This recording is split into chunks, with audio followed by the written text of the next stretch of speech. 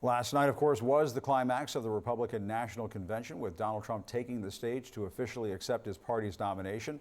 He got an unorthodox rock star welcome from a who's who of MAGA celebrities.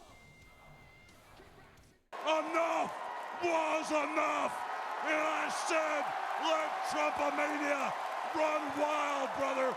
Let Trumpomania rule again. Hulk Hogan there, the Hulkster. Trump's address was the longest acceptance speech in modern history, more than 90 minutes. His campaign promised a unifying address. Initially, his tone was more subdued, and he suggested that divine intervention spared his life last Saturday, but then a return to a message that was anything but unifying. The Democrat Party should immediately stop weaponizing the justice system. The fake documents case, drop these partisan witch hunts, crazy Nancy Pelosi. They're destroying our country, cheating on elections. We're never going to let that happen again. They use COVID to cheat. The late, great Hannibal Lecter. He'd love to have you for dinner. It's a massive invasion at our southern border. The greatest invasion in history is taking place, and our planet is teetering on the edge of World War III. CNN's Elena Treen is in Milwaukee. Elena, what is the Trump campaign is saying? Yes, it made history as the longest acceptance speech. I think also the first acceptance speech to mention Hannibal Lecter.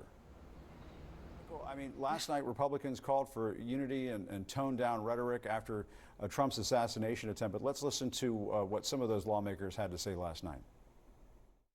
We become totally unhinged if Donald Trump is not elected in November. We have to fight every day to stop the radical Democrats from absolutely destroying our great country. They want to tear down those foundations and remold us into some sort of borderless, lawless, Marxist, socialist utopia. Americans are dying, murdered, assaulted, raped by illegal immigrants that the Democrats have released. The Democratic Party lies in ruins. The woke mind virus is dead. That does not sound like a message of unity coming out of the convention, Schmeichel.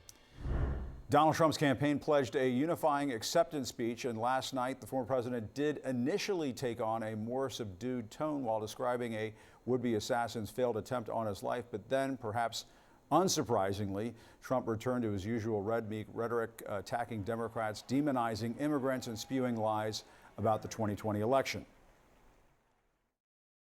The Democrat Party should immediately stop weaponizing the justice system. The fake documents case, drop these partisan witch hunts, crazy Nancy Pelosi. They're destroying our country, cheating on elections. We're never going to let that happen again.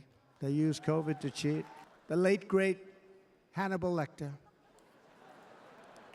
He'd love to have you for dinner.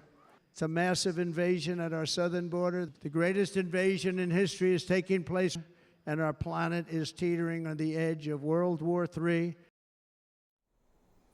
All right, let's discuss with CNN political commentator Paul Begala and former senior advisor to Trump's 2016 campaign, Jason Osborne. Paul, you know, if I had a nickel for every time they were talking about Donald Trump taking on a new tone, I would have a lot of nickels. A lot of nickels. Yeah, what happened to that message of unity that we were supposed to hear?